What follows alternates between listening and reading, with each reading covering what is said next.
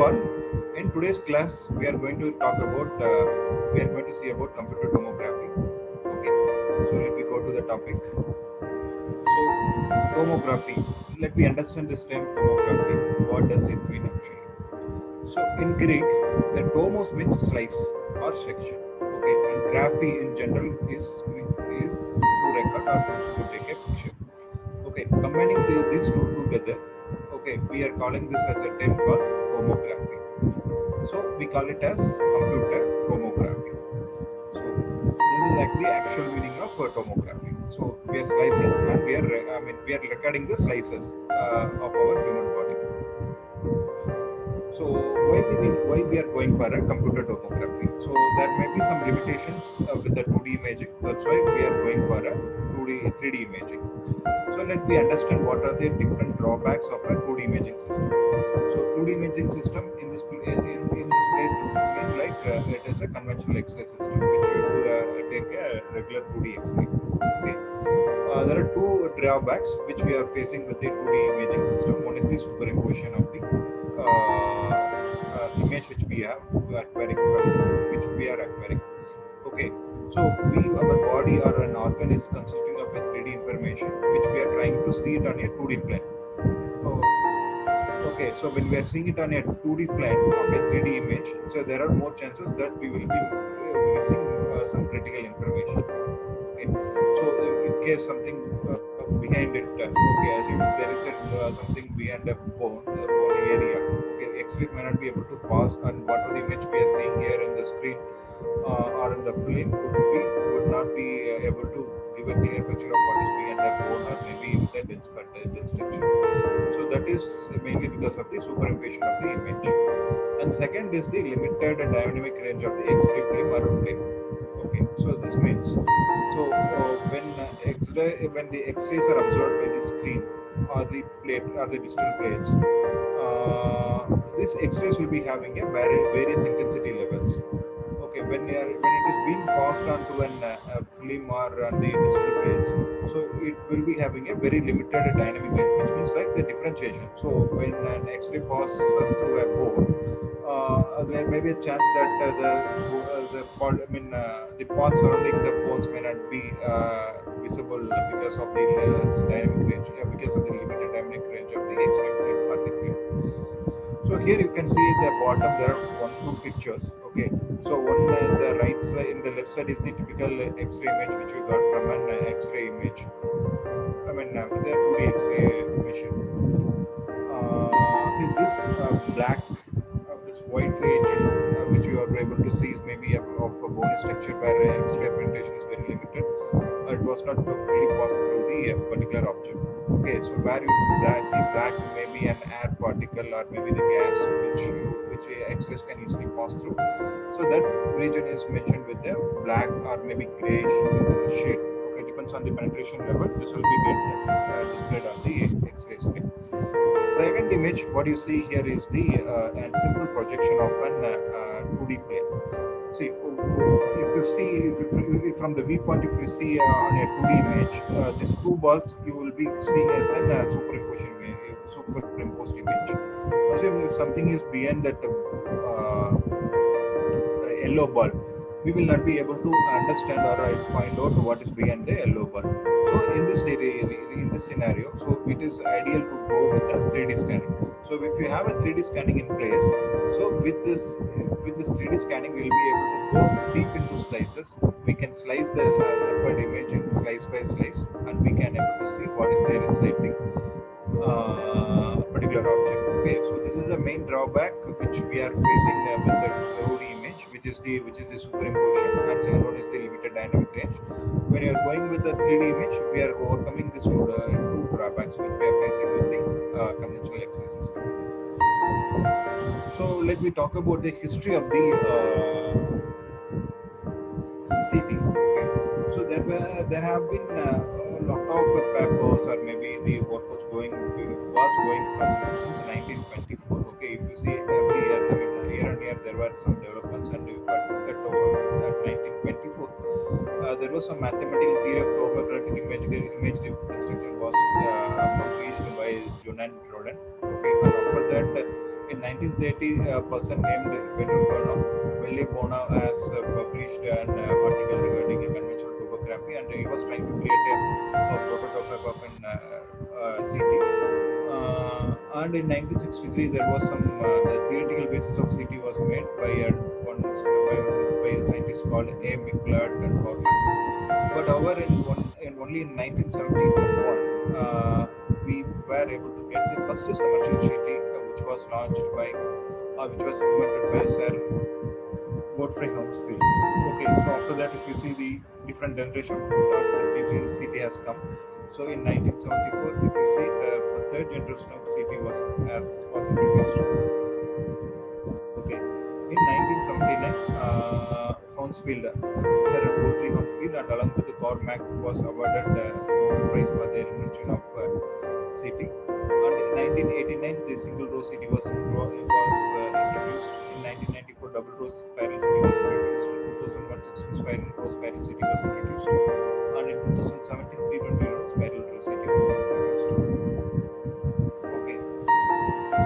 Next, we go to these CT generations.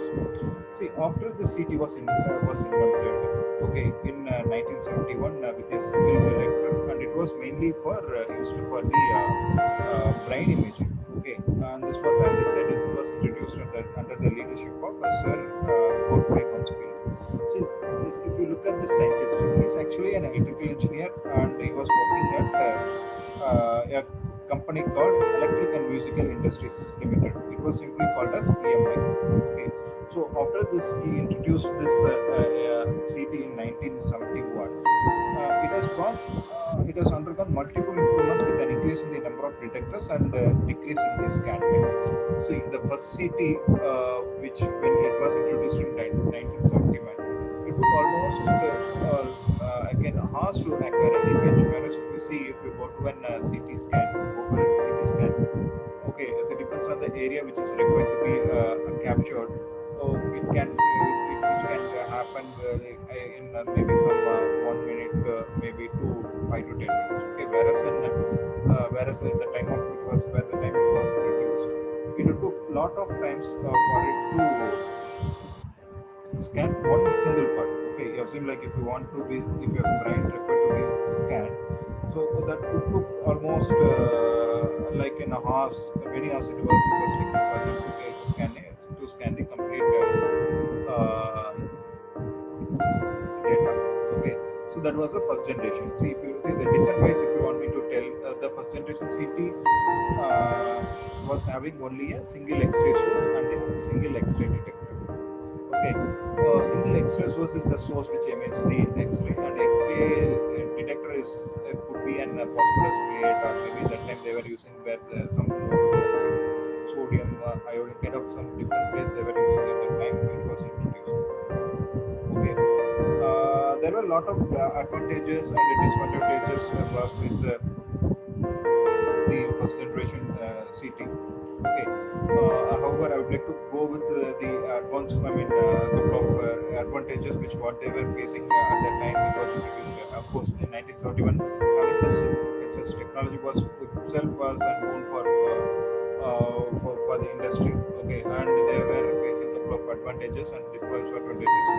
So, in upcoming generation, they were working on to remove the drawbacks, and they were saying and they were doing what is possible to make the drawbacks to be removed and see what better can be done on the to fine tune on the existing technology. Okay, one of the largest advantage associated with the first generation CT was it was using a pencil beam geometry. If you look at the X-ray coming out of this detector, it was like a very thin pencil beam. Okay, that's why we call it as a pencil beam X-ray geometry. Because only two detectors were being used to measure the amount of X-ray that performed to that was penetrating the body. There was less scatter radiation. Okay, it's only because it was a single X-ray beam, that was a pencil beam. Okay, so there was a less amount of scatter radiation. This was considered to be the advantage. Okay, so the less scan radiation because of a single X-ray detector, a single X-ray source and a detector, and it was again a pencil beam X-ray. Okay, so this helps in reducing the, or I would say, it will decrease the scatter radiation coming out of the system. Okay, so but whereas when we want when we want to talk about the drawback, the first generation CT was taking a lot of time to acquire an image and to reconstruct an image. Okay, and this process was very much demanding in terms of both time as well as manpower. So if you want me to quote an example, to acquire a full image of the head, okay, X-ray tube need to be placed at a certain angle and X-ray detector were translated linearly to acquire multiple two-dimensional X-ray projection. Okay, so what will happen? So this X-ray and this detector will be in sync with the source. Okay, it will have to move angle. It will go with the angle by it will be required to be moved in angle by angle. Okay, assume for it is like at 1 degree, it will keep rotate and will complete. At 180 degree different projection angles. Okay, this was the advantage. See, the advantage with the first generation CT, just to summarize, the advantage with the first generation CT was hello,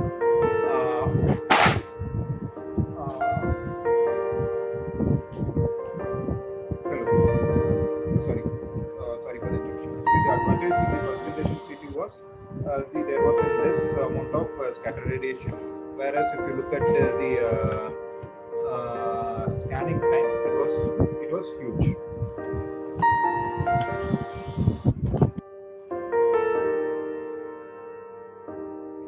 Let me move on to the second generation CT.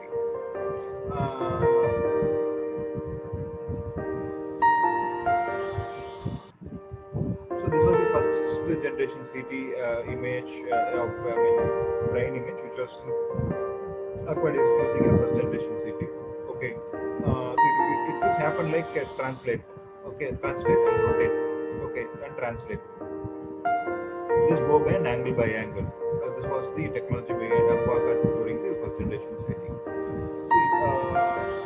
With the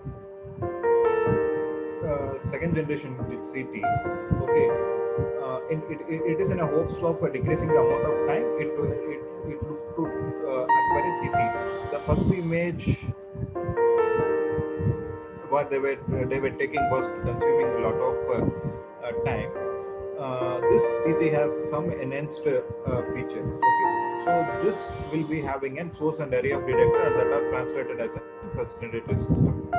But since it's being measured by each detector at a slightly different angle with respect to the object, each translation step generates a parallel ray of projection. So if you here, there will be multiple detectors were being placed, okay, to acquire the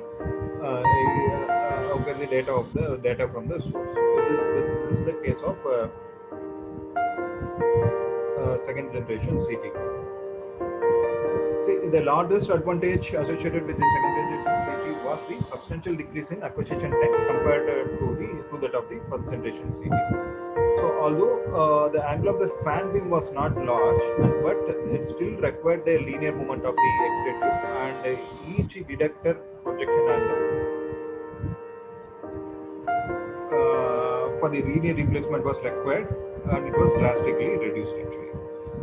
In fact, the acquisition time for a CT scan decreased by 2 to 3 minutes per slice, whereas when comparing with the first generation CT. See, and after that, this generation of CT was measured to be 15 times faster than the first generation of the CT. Okay, which has been deemed as the massive improvement. See, look, as in, see, with the second generation CT, what happened? So there was for each slice when it been acquired, there were about 2 to 3 minutes less when comparing it to the first generation CT. Okay, in overall, if you look at, there were about more than 15 times this was faster than comparing with the first generation CT. See, when we talk about the problem with the second generation CT, it was like was the narrow fan beams. Okay, unlike the fan fins, fan fin geometry which we have seen in the uh, first generation CT, which was contributing to the scattering, but there were with the second generation CT, because of with an increased number of detectors introduced into the system, the there were much scattered radiation.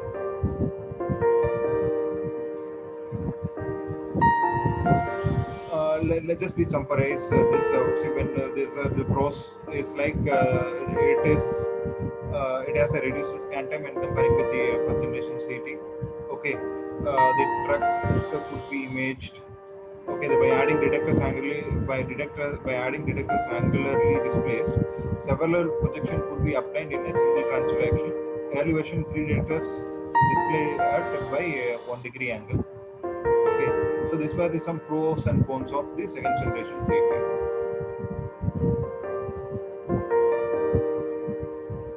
So when we talk about the third generation CT, okay, so this was simply using a term called a rotate, and we have to keep rotating, and we were using the white fan wave, as if you can see here in the picture.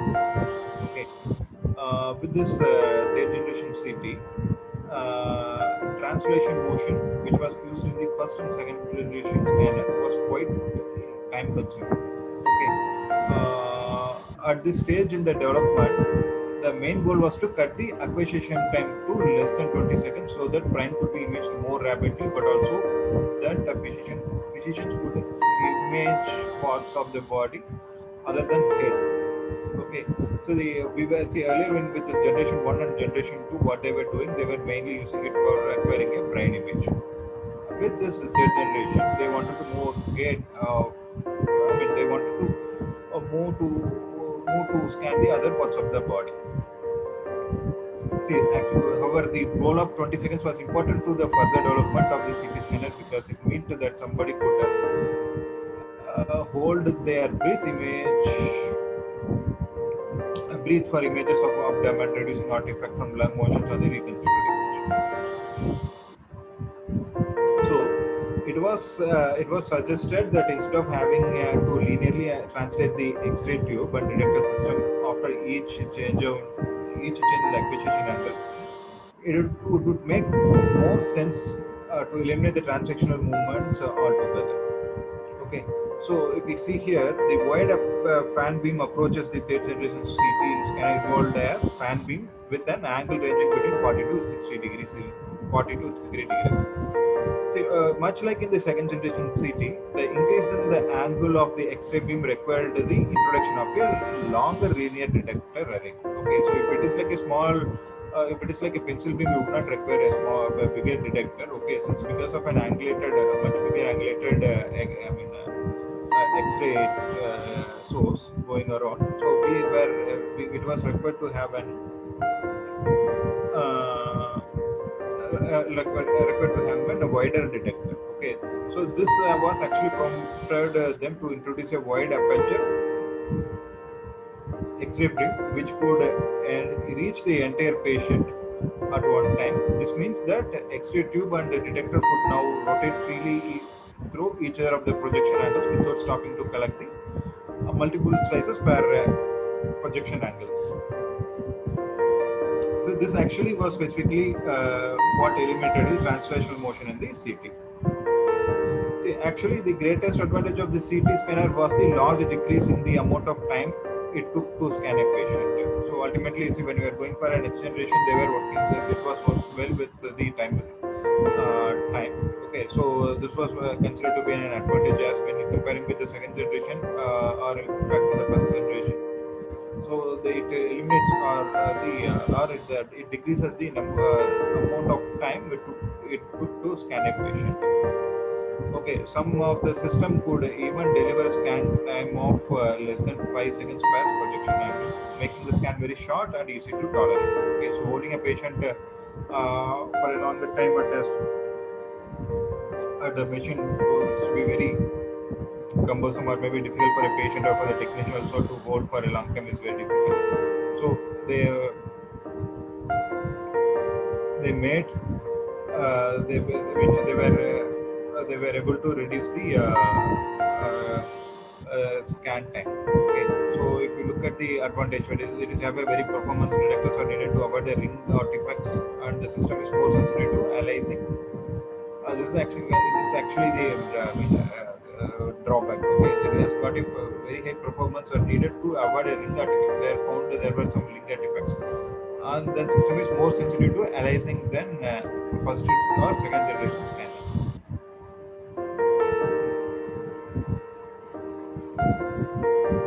Why fourth generation CT was introduced? It was mainly to reduce the ring artifacts produced by the third generation CT. Okay, so specifically the possibility of to have such a large array of rotating detector elements, I mean large detector elements are perfectly synced with the calibrated to one another. Uh,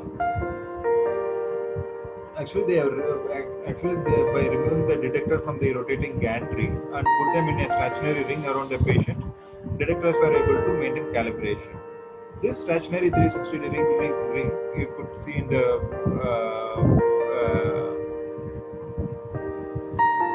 you could see in this figure on the fourth generation CT. Okay, so this 360 degree ring of the detector referred to an increased number of detector elements. Okay, so in this system, the fan beam ray passed, fan beams are processed with the individual detector as the vertex of the fan. This fan data is acquired using a one detector over the time period it takes for the X-ray tube to rotate from side to side of the fan angle. Due to this setup, the fourth generation CT are said to be operate using a single, using a rotated stationary geometry. I meant to say rotate stationary geometry. Okay. Let me move on to the fifth generation CT. See, this when you go to the fifth generation CT, this was designed specifically to use in the cardiodromography imaging. This CT was generally referred to as technology called as cine scanners. Okay, it's because it was when you are getting an when it is being used for cardiac applications, it is in cyclic. Okay, so since we want to record this cardiac activity, okay, so we were calling this. It was again called it was called as a Cine or more commonly, this was called as an electron beam scanners. Okay, up until this point, the CT scanner had progressed immensely to allow the majority of the body to be imaged. However, it was actually believed that even shorter acquisition times were required to acquire the best images of the heart due to rapid motion and a continual beat. Okay. When it comes to the advantage, the major advantage of the CT imaging is the fact that it allows for a very high speed image acquisition, ultimately allowing for the protection of a CT of the beating heart. Each scan time is about 50 milliseconds and scans capture the unique contraction and relaxation of the heart rate. However, as mentioned, this generation of CT scanner was produced with the intention of imaging specifically the heart, and hence it was marketed only to the cardiologist actually. Most of this, because of this city was very expensive, not very versatile at the time, and ultimately not very popular addition to the field of medical imaging.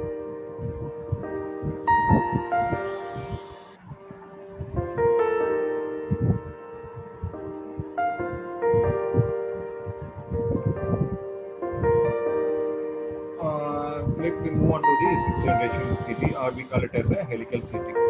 So in previous generation detectors, the gantry has to be stopped after every slice, so the data acquisition could not be continuous process. Okay. Likewise, for image acquisition, it is crucial that the energy be consistently supplied to the X-ray tube and detectors. Therefore, in order to have perpetual access to an X-ray energy source, the X-ray tube and the detector were connected to an electrical wires. Uh, I mean, I was talking about the electrical wires and had to be stationary. a massive impediment on to reducing the amount of time needed to acquire the CT images. The problem was solved in 1990s when slip ring technology was introduced to the field of medical imaging. As slip ring allows electricity to pass to the rotating components without needing a stationary component. Actually, using a slip ring allowed the gantry to rotate continuously through all the patient's lives, therefore creating a shorter scan cycle. That's what. See, when we are connecting it to a gantry, the gantry can keep rotating. Okay, so we should. It was ensured that so the wire connects to the gantry to be smoothly finished with the help of slip ring. Okay, so that was passing electricity to the gantry to rotate without any okay. So this actually led to the development of the sixth generation CT scanner, also known as helical CT. Okay. The main drawback of the helical CT lies in the nature in which data collected. Okay, this is the data is acquired in a helical formation. No full slice of data was available because the scanner is not producing a planar sections. Okay, so this problem can be compensated through the reconstruction process.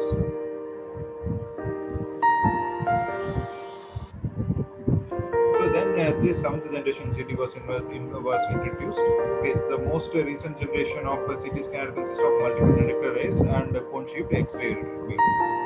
Recall that when the CT scanner progressed from the pencil beam geometry to the fan beam, the X-ray beam was used more efficiently. Okay, even during the first generation or maybe to the last generation, I mean till generation. So X-ray beam was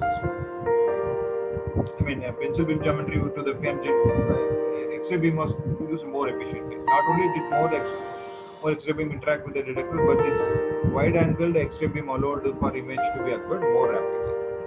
Unlike the pencil beam and the fan beam, the cone beam does not pass through a narrow collimator. Therefore, the intensity of the initial X-ray beam is not strongly reduced and hence can interact more efficiently with the detector array. Okay, in order to use a cone beam X-ray geometry, the linear detector array found in the previous generation of CT scanner had to be modified to a flat panel detector or a multi-detector array. Essentially, the combination of cone beam, the X-ray beam, and the panel detector allows for a very large number of slices to occur in a very short period of time.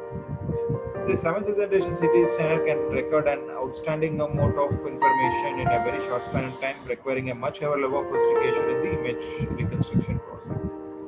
Okay, so, and there have been a lot of developments happened over the post processing with a lot of different algorithms used, whether it could be on to segment it in the axial, coronal, or sagittal beam. There have been a lot of development being introduced in the algorithms in order to manipulate the image acquired by the CT scan. So far, we have seen the different generation of the CTs.